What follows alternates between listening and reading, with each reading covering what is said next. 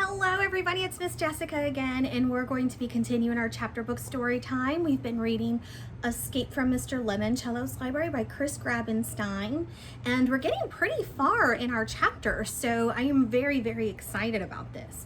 So my question for you today is, what kind of things are your favorite puzzles to do? So do you like a traditional puzzle, like a jigsaw puzzle, or do you like word puzzles or number puzzles or anything like that?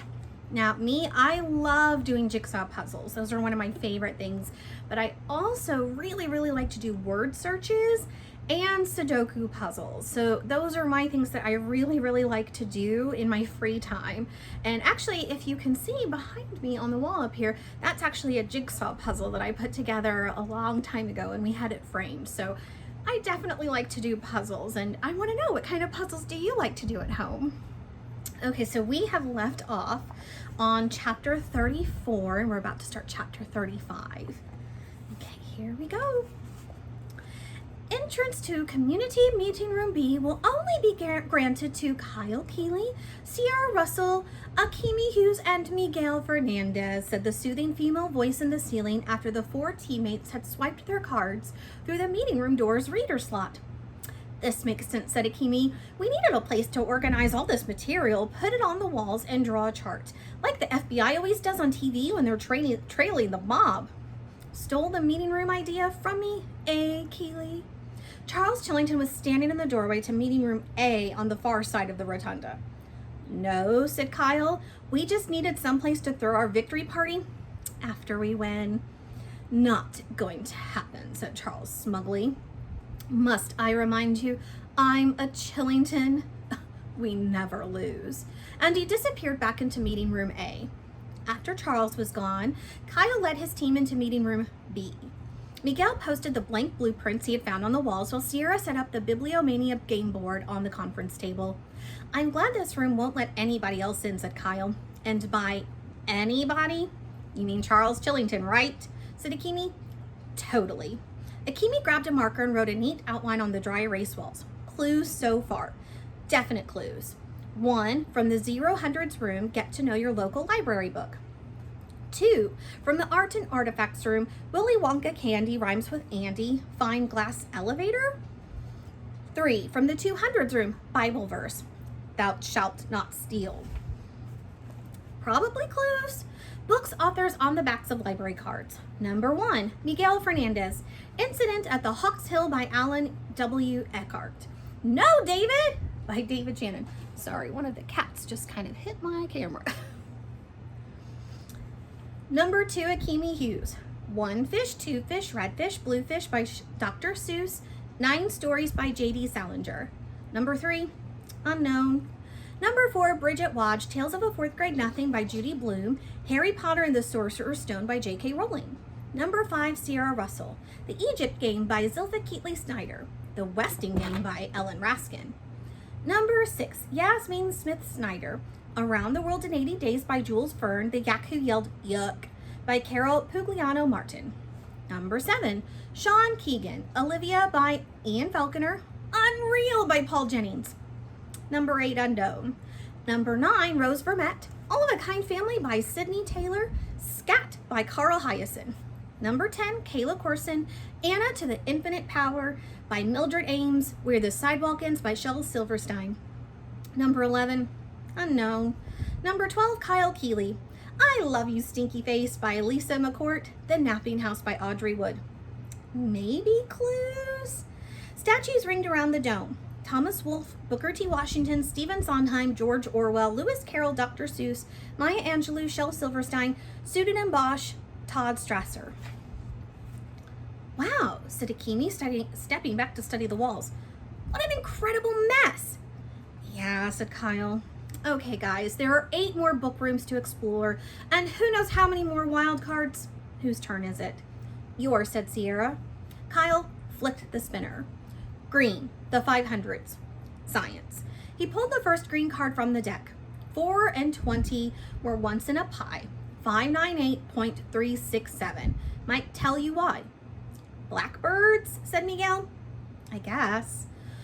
Well, sighed Akimi, let's go check out another book. There's still like an inch or two left on our whiteboard. The 500s room was like a miniature museum of natural history. In addition to towering walls of books, there was a whole planetarium of stars and constellations projected on the ceiling. Models of planets whirled in their orbits. Sparkle-tailed comets shot around the corners of bookshelves. Kyle and his teammates made their way back into the 590s zoology. Shelving units were arranged in a square around an open area, maybe 20 feet by 20 feet wide. When the team entered the empty space, the lights dimmed and a guy with long, wavy hair who looked like an artistic Daniel Boone faded into view. He was wearing some kind of bear fur coat and toting a musket. "Bonjour," said the hologram.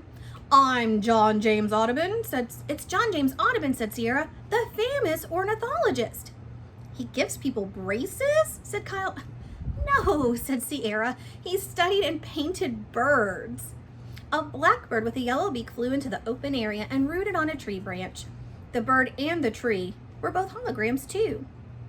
"This beautiful blackbird from Alexandriaville, Ohio," said the semi-transparent Audubon image, can mimic in song the sound it has heard." And the bird started wailing. "Wow," said Akimi, "that sounds exactly like a police siren." "Yo," said Miguel, "freaky." "To learn more," said Audubon, "be sure to read Bird Songs, Warbles, and Whistles, written by Dr. Diana Victoria Garcia, with classics illustrations by moi." With that, Audubon sat down on a camp stool. An easel appeared, the blackbird struck a pose, and the outdoorsy artist started painting the bird's portrait while humming "Blackbird" by the Beatles. "Okay," said Kyle, "this is the strangest clue yet." "Well, here's the book at least," said Sierra, who had found 598.367 on the shelf. "So what do blackbirds, whales, and warbles have to do with finding our way out of the library?" said Akimi. Just then they heard a different sound. Behind one of the bookcases, something growled, then roared. "Did you guys hear that?" said Sierra. "Yeah," said Akimi. "I don't think it's a robin redbreast." A very rare white Bengal tiger with icy blue eyeballs crept out from behind a wall of bookshelves and stalked into the open area where Audubon sat painting his bird portrait. Is that another hologram?" asked Miguel. "Roar!" No one stuck around to find out. Chapter 36. Down on the first floor, Charles and Andrew were working their way around the semicircle of 3-story-tall floor-to-dome bookcases filled with fiction. It was nearly 8 p.m. "We need to find that blasted book," said Charles, craning his neck to study the shelves. "I'm getting kind of hungry," mumbled Andrew. "You had a snack this afternoon," snapped Charles. "Well, now it's time for dinner." "No, we need to find Anne of Green Gables first." The classic by Lucy Maud Montgomery was the middle book on the top shelf in the staff picks display case. So far, Charles, Haley, and Andrew had not been able to find it anywhere in the library. "Unfortunately," said Andrew, "they've temporarily erased the book's call number from the database. So we wouldn't know what to punch into the hover ladder's control panel," grumbled Charles. "Actually," said Andrew, "they might have shelved it in the children's room, or maybe the 800s, with literature. Oh, here's Lorax visiting us. Hi, Lorax. Could be in the 400s too, because it was originally written in Canadian, which is technically a foreign language." "So you have said, Andrew, repeatedly, but we're already searched those other locations several times. It has to be here with the other fictional titles. You just need to fly up and find it." "Well," said Andrew, "I'm kind of afraid of heights." "Fine, whatever. I'll go up and grab it, but you have to give me some kind of call number to enter into the hover ladder." Lucy Maud Montgomery wrote other Anne books. There's Anne of Avonlea. Charles dashed over to the nearest library table and swiped his fingers across the glass face of its built-in computer pad. "Here we go. Anne of Avonlea by Lucy Maud Montgomery, F.M.O.N. "Yes," said Andrew. "Fiction books are usually put on the shelf in alphabetical order by the author's last name. Nonfiction titles are classified according to the Dewey Decimal System." "How long have you known this?" Andrew's nose twitched. "Since 2nd grade. "So all we ever needed was F. Mon. We could have found this book hours ago." Andrew gulped. "You are such a disappointment. Shaking his head, Charles huffed over to one of the hover ladders. He quickly jabbed FMON into the keypad. The boot clamps locked into place around his ankles. You owe me for wasting all this time, Andrew. You owe me big time. If you let me down once more, I swear I will tell everybody you're a big blubbering baby. I'll Twitter it and post it on Facebook. Don't worry, I'll make sure you're glad you picked me for your team, Charles. I promise. The hover ladder lifted off the floor and gently glided up to the M section of the fiction wall. Shuttling sideways, it carried Charles over to the shelf displaying all of the Anne books. He grabbed a copy of Anne of Green Gables. As soon as he did, the ladder started its slow descent to the floor. What did you find? Asked Andrew when Charles landed. The clue we needed. He showed Andrew the card that had been tucked inside the front cover. Oh, and there it is. Looks like a letter plus a picture.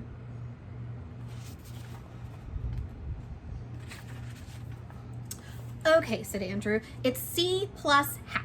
So the word is chat, which by the way could also be chat, the French word for cat. Well done, Andrew, said Charles, even though he knew the clue was really C plus Anne equaling can.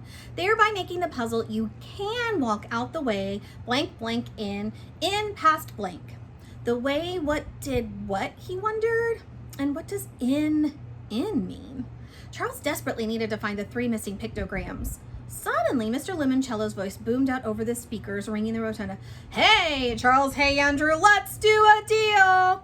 Game show music blared. A canned crowd cheered. Charles turned around and saw shafts of colored light illuminating 3 envelopes perched on top of the librarian's round desk. Clarence, the security guard, marched into the reading room and folded his arms over his chest, took up a position near the 3 envelopes. We have a green envelope, a blue envelope, and a red envelope, said Mr. Lemoncello.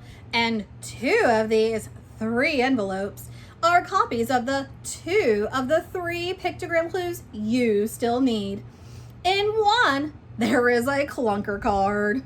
If you pick an envelope with a clue, you get to keep it, and if you get it, and you get to keep going. But once you pick the clunker card, you're done, and you must suffer the consequences. Andrew raised his hand. Yes, Andrew? What are the consequences? Something bad, said Mr. Lemoncello. In fact, something wicked this way will probably come. Do you want to do a deal?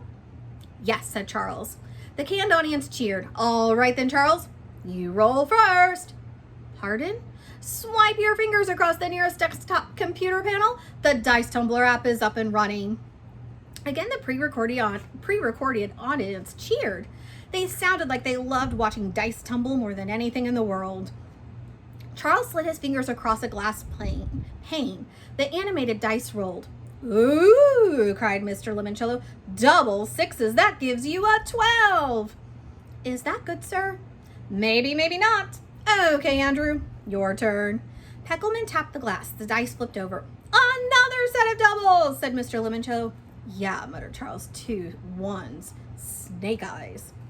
Is that bad? Asked Andrew. Maybe, said Mr. Lemoncello. Maybe not. Okay, guys, which envelope would you like to open? Charles thought about it while TikTok music played. They were given this chance to play Let's Do a Deal after they located the Anne of Green Gables clue. Coincidence? He didn't think so. We'll take the green envelope, sir. Clarence presented the green envelope to Charles. Open it, said Andrew. Open it! Charles ended the clasp, pulled out a card, a loud zonk rocked the room. The card was black, with blocky white type. Uh-oh, mumbled Andrew. What's it say on that card? Sorry, kids, you're out of luck, read Charles. So out of doors, you're all now stuck. Charles picked up the blue and red envelopes and marched back toward Clarence picked up the blue and red envelopes and marched back toward the entrance hall. What's that mean? Said Andrew. Well, said Mr. Lemoncello, Charles rolled a 12 and you rolled a 2. What's 12 plus 2? 14, said Charles eagerly, the way he always did in math when he wanted to remind the teacher that he was the smartest kid in the class. Ooh, said Mr. Lemoncello, this is not good. In fact, I'd say it's stinkerific. Stinkerific, said Andrew. Is that even a word? It is now, said Mr. Lemoncello. JJ, tell them what they've lost. An authoritative female voice boomed out of the ceiling speakers. Warning, due to a clunker card, all 10 Dewey Decimal doors will lock in 10 minutes at exactly 8 o'clock. If you are in one of those rooms, kindly leave immediately. The 10 doors on the second floor will remain locked for 14 hours. Andrew panicked. What? 14 hours? I told you 12 plus 2 was bad, quipped Mr. Lemoncello. Of course, it could have been good. If you had picked one of the other envelopes, you would have received a clue and a free 14-month subscription to Library Journal. Charles did some quick math. Sir, does this mean we'll be locked out of the 10 Dewey Decimal rooms until 10 o'clock tomorrow morning?